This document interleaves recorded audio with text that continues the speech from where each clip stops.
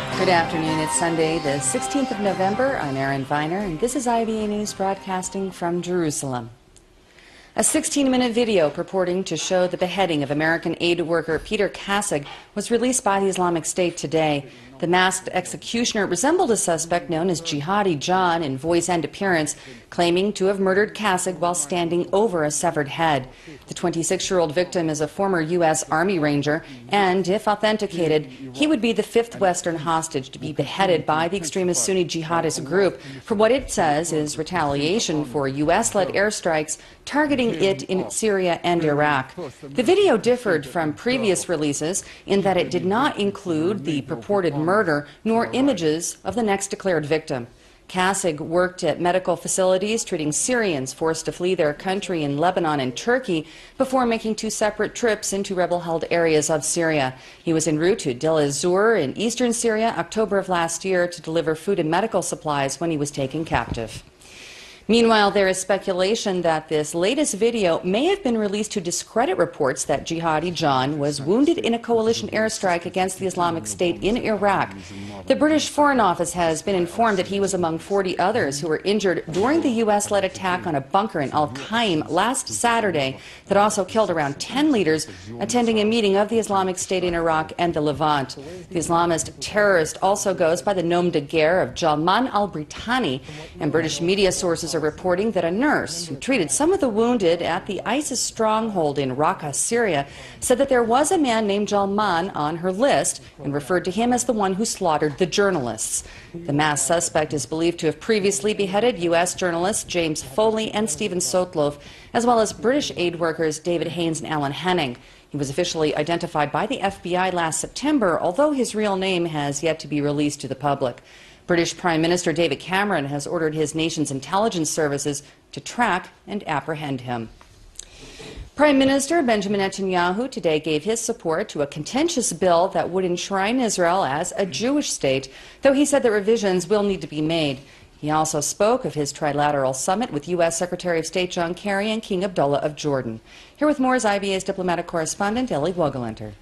Prime Minister Netanyahu addressed the controversial Jewish state law at this morning's cabinet meeting, saying that despite it needing many changes, it should be clear that Israel is the national homeland of the Jewish people on the provision of equal rights for all its citizens. Israel is a Jewish and democratic state, Netanyahu said. Democracy here finds expression in the right of every person to vote. It finds expression in basic law, human dignity and liberty, which promises full individual rights in a manner that is unprecedented anywhere in the very large region around us. And he said the Jewish aspects of the state finds expression in its being the one and only national state of the Jewish people, with a flag, national anthem, and the right of the Jewish people to come here. Netanyahu also addressed a different set of rights, the right to security and to deter Palestinian terrorism. We have called for calm and the quiet return to security, for an end to incitement and violence, Netanyahu said. You cannot stop the violence if you do not stop the incitement that leads to violence. And he called on Palestinian Authority President Mahmoud Abbas to put an immediate end to the upheaval. Netanyahu's remarks are a reply to Abbas blaming Israel for the ongoing rioting in Jerusalem, made during a meeting yesterday with German Foreign Minister Frank-Walter Steinmeier. Netanyahu is meeting this afternoon with Steinmeier, following Steinmeier's meeting earlier today with Foreign Minister Avigdor Lieberman and President Reuven Rivlin. Lieberman told his German counterpart that Israel will not put restrictions on building in Jerusalem and criticized attempts to link Israel-EU relations with the Israeli-Palestinian situation. We will never accept the definition of building in Jewish neighborhoods of East Jerusalem as settlement activity, Lieberman said, emphasizing that there will be no compromise about it. Lieberman's remarks follow a leaked EU proposal detailing sanctions to be placed against Israel in response to activity over the Green Line. The principle in the new document, which is in the initial stages of discussion, is that the EU will respond with sanctions and restrict its ties with Israel in response to actions that could make the two-state solution impossible.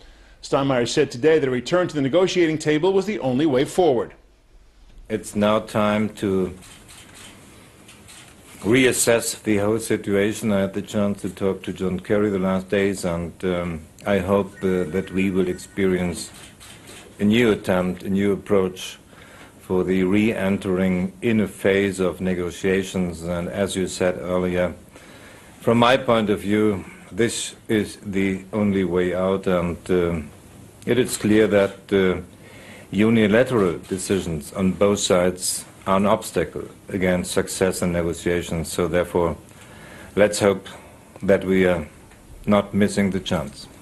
Turning now to the political front, there appears to be much talk again about new elections against a background of rising tensions between Netanyahu and Yesh Atid Chairman and Finance Minister Yair Lapid. Lapid threatened last night to quit the coalition if there are any major changes to the 2015 state budget.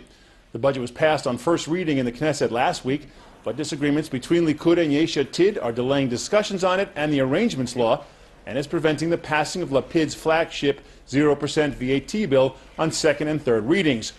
Discussions are ongoing behind the scene for forming a new coalition that would include Yesh Atid, Labour, Yisrael Beitenu, Hatnuah, Kadima, plus either Meretz or Shas. Opposition leader Yitzhak Herzog, head of the Labour Party, predicted last night that elections will be held within a year. Realistically, he said, the current Knesset can topple the government, but he does not know if an alternative government is possible. Aaron? Thanks for that report. Housing Minister Uri Ariel has been assigned a personal security guard after threats against him surfaced on Arabic social media sites. Ariel is outspoken in his support for construction over the 1967 lines. He also advocates increased Jewish rights to prayer on Temple Mount and vowed at a Jerusalem rally earlier this month that the current status quo at the site will be changed. Ariel's new security detail will be administered by a unit at the Prime Minister's office, which is responsible for protecting members of the cabinet when deemed necessary. In response to the development, the Beit Yehudi politician remarked that this is apparently the price to be paid in the Middle East for representing Zionist principles. Just weeks ago, following the attempted assassination of Temple Mount activist Rabbi Yehuda Glick, Knesset Speaker Yuli Edelstein ordered the provision of around-the-clock protection by the Knesset Guard for Likud MK Moshe Feiglin, who is also a strong advocate of increased Israeli control over the holy site. Much of the incitement for continued violence in Jerusalem is coming from official Fatah sources rather than Hamas or other extreme groups, as we see in this recent interview with Fatah Central Committee member Sultan Abu al-Ain on Iran's Al-Alam News Network, translated by the Middle East Media Research Institute. ودحر هذا الاحتلال الإسرائيلي هي الطريق الأقصر الذي سلكها الشهيد معتز حجازي. نعم. والشعب لا يقاوم الاحتلال الإسرائيلي بالطريقة التي يراها لتحرير أرضه لا يستحق الحياة. هذا نعم. الأمر الأول. أما أولئك الذين يعني عمليات تزوير حصلت في الاستيلاء على بعض الأراضي. هناك بعض السماسرة وهؤلاء وجب قتلهم، وانا ادعو ابناء شعبنا الفلسطيني كل من يبيع شبرا من ارضنا الفلسطينيه يجب ان يقتل في الشارع ويعلق على عملية الكهرباء. Residents of the western Galilee village of Abu Snan remain on edge following violent clashes between Druze and Muslims over the weekend that left dozens injured. 20 people remain hospitalized from shrapnel wounds after the throwing of a grenade and firing of gunshots, including one whose condition is listed as extremely serious. Schools remain closed today in the Muslim-majority village, where police maintained a higher-than-usual presence to quell any efforts to renew the violence. Local authorities have held a series of emergency meetings to discuss measures to help defuse the situation, which they say erupted after 2 Muslim students violated regulations by wearing keffiyeh head coverings to school to protest the recent shooting death of Khairuddin Hamdan by police in Kfar Kana. Other reports allege that the dispute between a Druze and a Muslim over embarrassing posts on a social media website about girls in Abu Snan led to the stabbing of a youth in a village cafe on Friday, carrying over into violent clashes later that night. Officials say that they also believe that the recent death of Druze border police officer Jadan Assad in a Jerusalem terror attack by an Arab has also raised tensions within the Druze community. Government leaders are charging Palestinian Authority leadership and several Arab leaders with inciting the current wave of violence, including their false allegations that Israel intends to assert greater control over the Al-Aqsa Mosque compound in the Old City. Joining me now from our Haifa studio is Arab Affairs expert Wadia Abu Nasser. Good afternoon, Wadia. Thanks for joining us. Good afternoon. First, let's point out that you are neither Druze nor Muslim and that you maintain an objective perspective. But there have long been tensions between these two communities. Do you think that the violence was sparked by specific reasons or springs more from a more deeply rooted animosity between the two? Well, first of all, being a Christian, it is a kind of personal issue. The fact that I'm an analyst, I analyze things professionally regardless to my personal background, and sometimes I'm even more critical to Christians than to anybody else. I know that that's true. Yeah. Now, secondly, to your question, I tell you frankly, unfortunately, not only between Muslims and Druze, what we are witnessing recently in Jerusalem, I'm fearing that the entire region, including the Holy Land, Israel and Palestine, is on a very dangerous track of religious conflicts. It is very dangerous that it is spreading everywhere, including into the Galilee. And it is really of a great concern, and I hope that the government and the senior officials in the community as well will take sufficient steps to stop this from really arriving into our places inside the Holy Land, especially inside the Galilee. So basically, Wadia, you're saying that right now the relations have deteriorated so greatly because of the situation. It's an extension of Muslim anger over the ongoing situation on the Temple Mount? Well, we can say that there are a variety of reasons. You were just pointing some of them, and truly so. It is, on one hand, one could not ignore the developments in the region.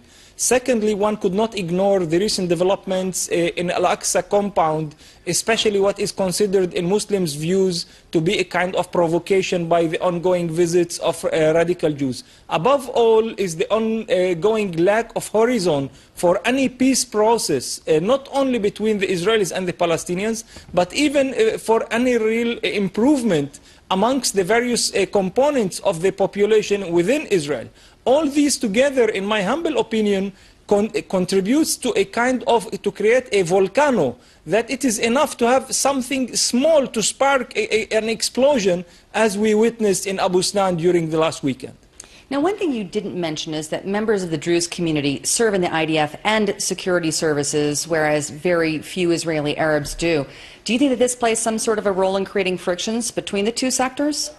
Well, this is another element. In my opinion, it is less important, but it is an element that contributes. You know, unfortunately, in a very limited time, it is difficult to talk. In my humble opinion, there are at least 20 different reasons that affects negatively the relations not only between Muslims and Druze, but also Muslims and Jews.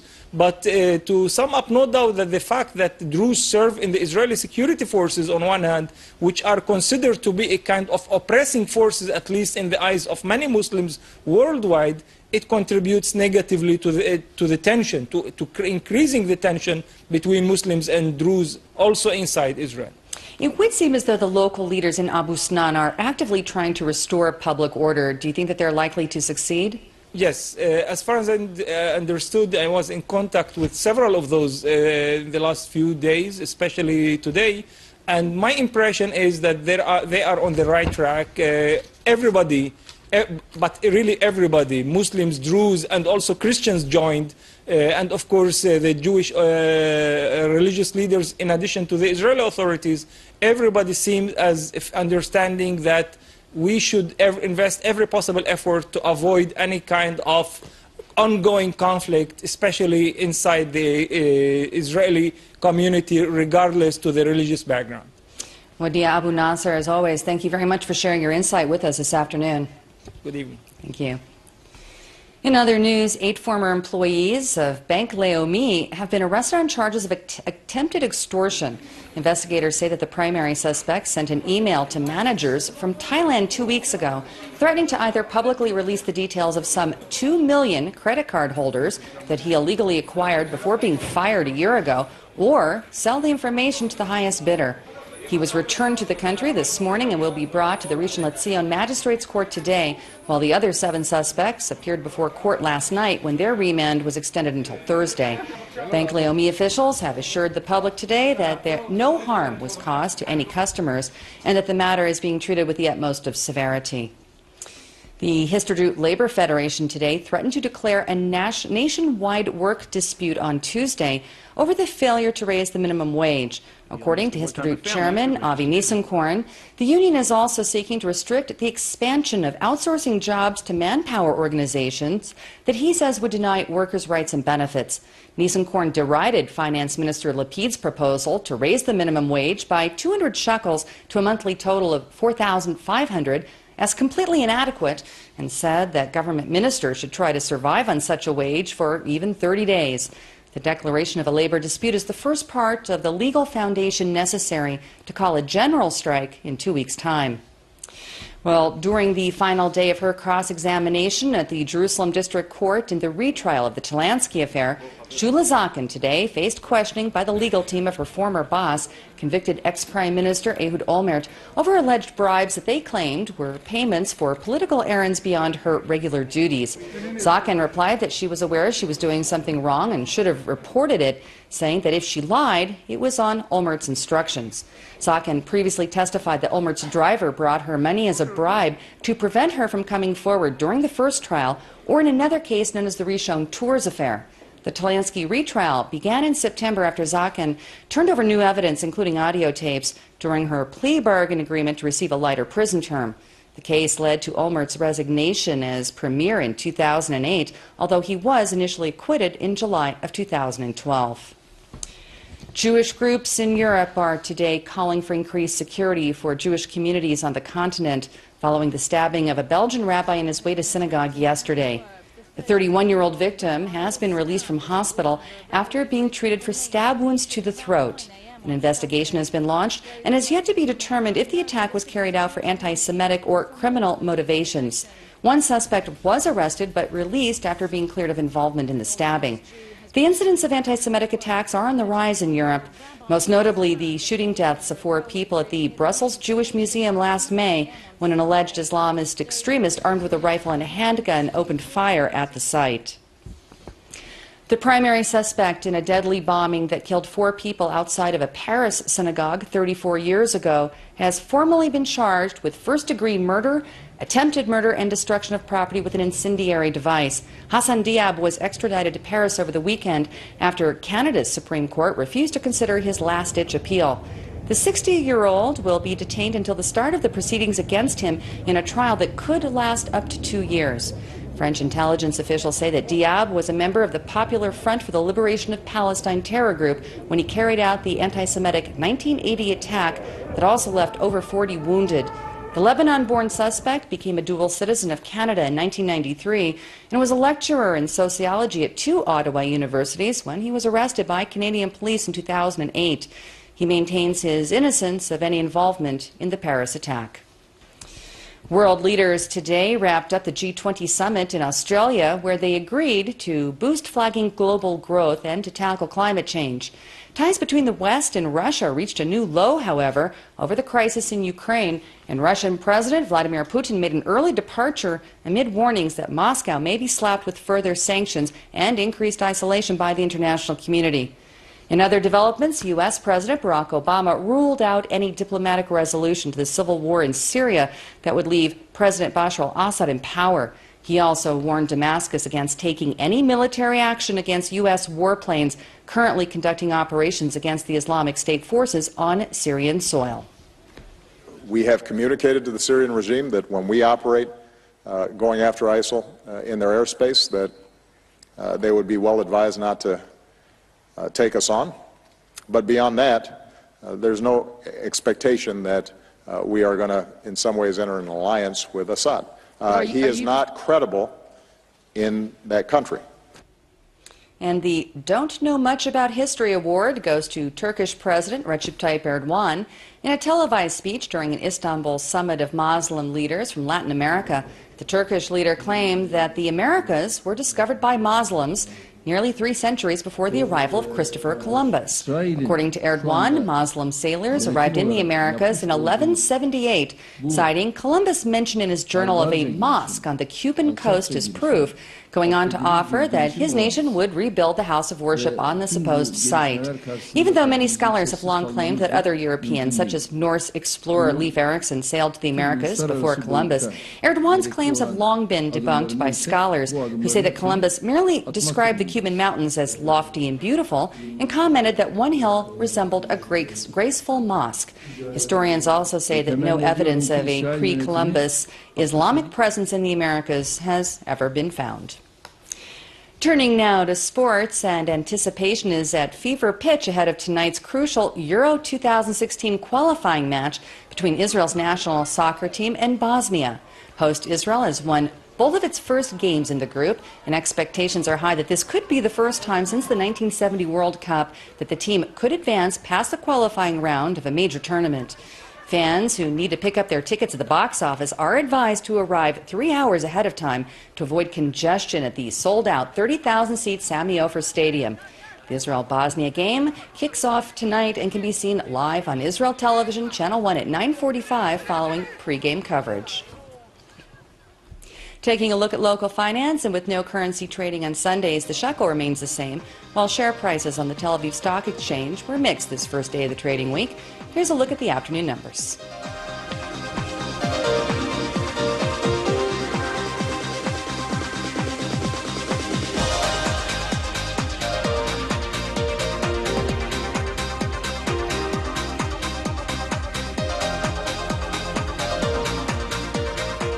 Well, as forecast by the IBA weather team, torrential rains made a return overnight, accompanied by massive thunder and lightning storms throughout the country. While the worst does seem to have passed, we can expect isolated showers throughout the night tonight, although the storm should weaken by tomorrow afternoon and totally taper off by evening, although it will remain cooler than normal for this time of year. Here's the forecast at home and abroad over the next 24 hours.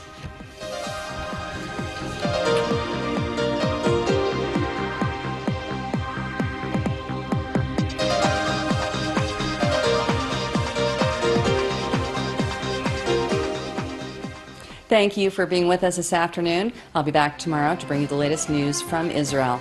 I'm Erin Viner, wishing you a good evening, stay warm and dry, and shalom from Jerusalem.